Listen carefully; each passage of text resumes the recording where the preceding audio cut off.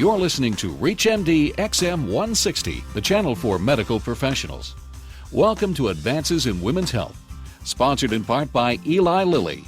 Your host is Dr. Lisa Mazzullo, Assistant Professor of Obstetrics and Gynecology at Northwestern University Medical School, the Feinberg School of Medicine. The Institute of Medicine projected an upcoming shortage of medical professionals by the year 2020 of approximately 75,000 physicians. Does the increased flexible hours that women physicians demand contribute to this upcoming shortage of medical providers? Or as a recent Business Week article said, are there just too many women physicians?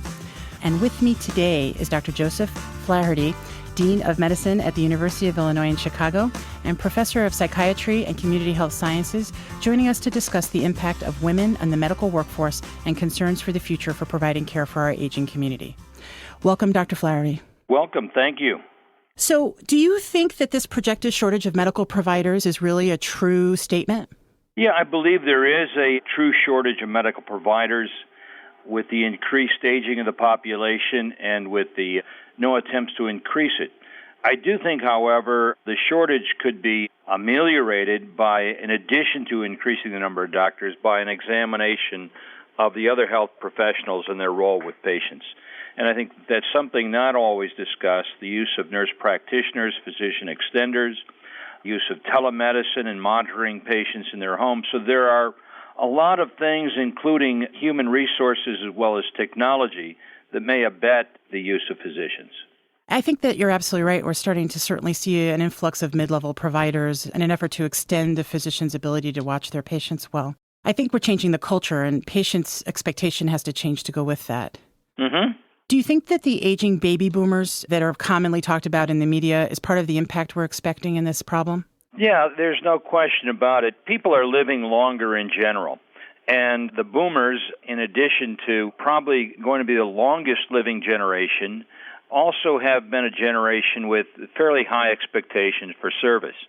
So you combine those two things and add to that the advent of newer medications and lowering cholesterol and a variety of other things, we're going to have people that are going to be maintained on fairly expensive medicines, require monitoring, and have the options of putting in stents into their heart, coils into their brain, stents into peripheral vessels to improve the quality as well as the longevity of life. We can expect the desire for increased services will be there. So do you think, going back to this Business Week article, that there are just too many women physicians, that in addition to the things we've just mentioned, that having women in the workforce that need more flexible hours are contributing to the concern of a lack of physicians later on? I really find that argument hard to buy. It's not asked of any other profession. The only reason it's asked of medicine is the expense it takes to train a physician and the length of time and who's paying for it. Increasingly, the physicians themselves are paying for that time. That even in state schools, like the University of Illinois, which is the largest in the country, the tuition is substantial.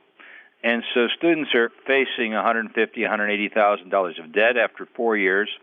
They're making the choice just as lawyers make the choice. And lawyers work anywhere from 10 to, 500 billable hours a week, and nobody questions whether that's a good thing to have women in it or not. I think, though, the substantive issue that people are raising is, do women work fewer hours? And is therefore we're going to need more numbers? And the studies in both Europe and the United States show a slight difference, although not a major difference. That what is happening is that young people that are going into medicine today are making much more lifestyle choices and quality of life choices with respect to careers in medicine. So that while there's some that resemble those dinosaurs of us that work the 80-hour work week, there's many more that are looking at it as a good career/job rather than a calling or a profession. And I can't help but think that there are good aspects to that, but the bottom line is you'll probably need more doctors because they're not going to work 80 hours a week and be on call every night and forego all their vacation time. Those changes are increasingly non-gender specific. I think that's so true. I think, there's a total culture change going on. And we're seeing that in this reduced work week. It doesn't mean people don't enjoy what they do and aren't dedicated physicians. It just means they want to have a balance to their life, whether they're men or women. That's right.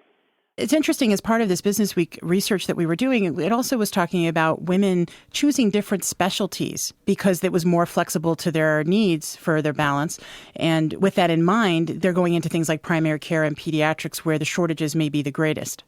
Unfortunately, that has been one of the hopes.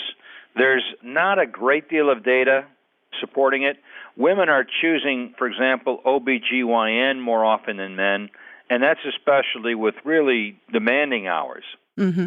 If you're just joining us, you're listening to a discussion on women physicians and their effect on the workforce in the shortages that are expected to come in our aging population from medical care.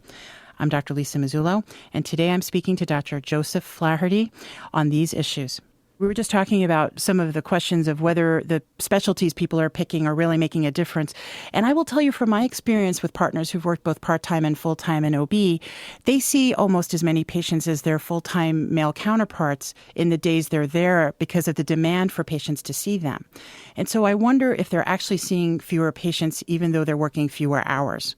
It's a very good question. It's very hard to cut practice back. The specialties that you can do that in are, for example, emergency medicine.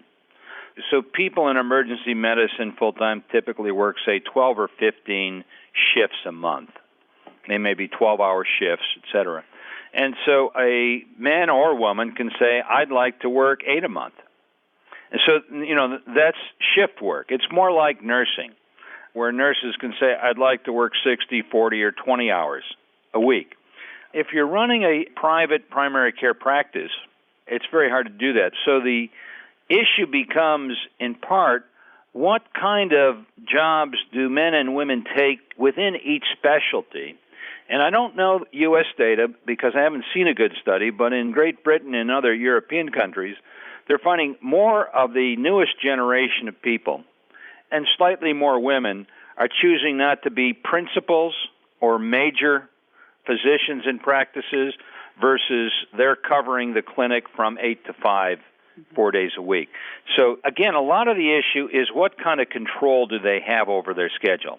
I actually think we're seeing that a lot of ways, too, in the extracurricular things people do outside of professional clinic work. For example, having women in leadership roles in dean's offices and in medical chiefs of staff and such.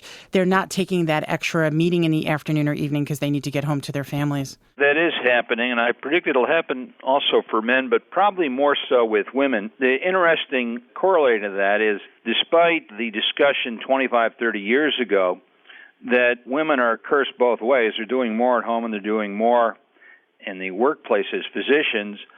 A new study shows women physicians are spending about a half hour a day on housework and about a half hour a day on cooking.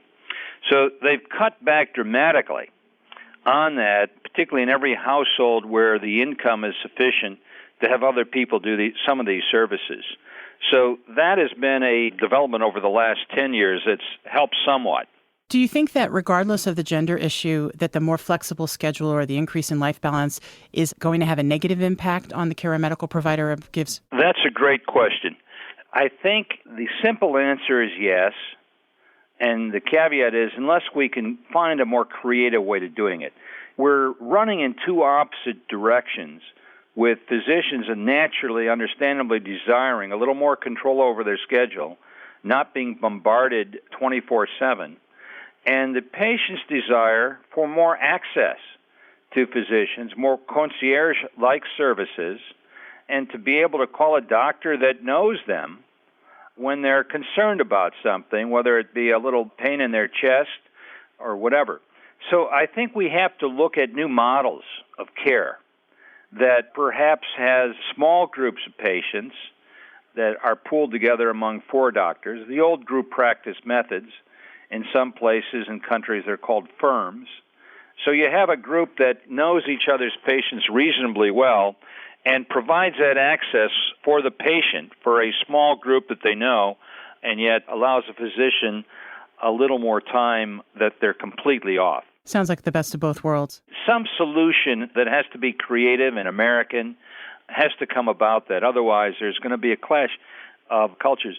Part of this is going to be helped by Internet with all its problems and liability issues.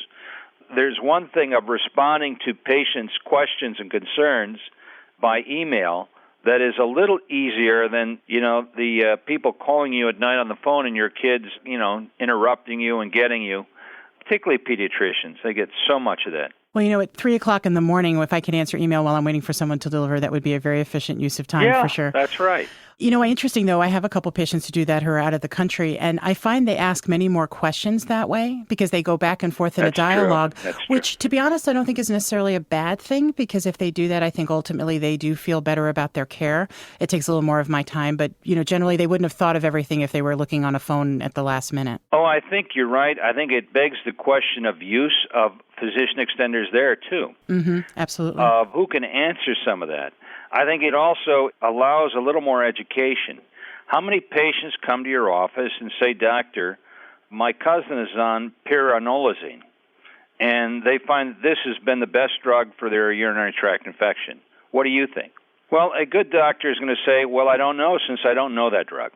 Right. I'll have to research it." Exactly. And this allows a little face-saving and yet a little more educated approach. Now, another question that's been raised related to this is the amount of time we have to spend with each patient. And again, we're running in diametrical forces. Physicians are the poorest guild in the country. We've never been organized. It's sort of a calling. We've been taken advantage of greatly by a variety of sources, not to mention just the insurance company and the legal profession. But most patients want a little more time, and they need a little more time as they get older, as the drug-drug interactions become greater, as they continue. And the issue with the boomers is they're continuing a lifestyle that's very athletic and active.